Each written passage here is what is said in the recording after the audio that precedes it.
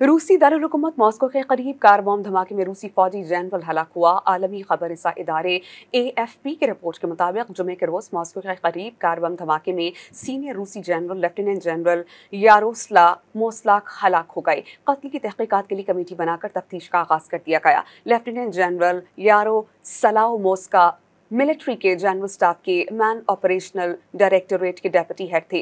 तफ्तीशकारों ने बताया है कि उन्होंने मॉस्को के मशरक में वाक़े बाला शेखा के एक फ्लैट के ब्लॉक के बाहर फॉक्स वैगन गोल्फ में धमाके के बाद कत्ल और धमाका किस्माबाद की स्मगलिंग की तहकीकात का आगाज कर दिया है।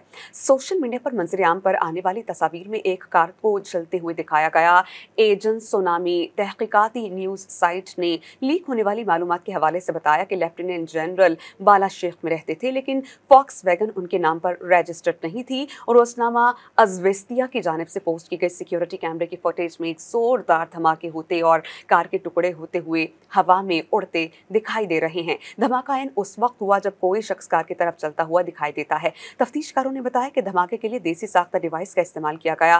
क्रेमलिन की वेबसाइट के मुताबिक यारोस्लावो 2015 में यूक्रेन पर कीव और रूस नवाज अलहदगी पसंदों के दरमियान होने वाले मुज़ाकरात में रूसी फौजी नुमाइंदे थे।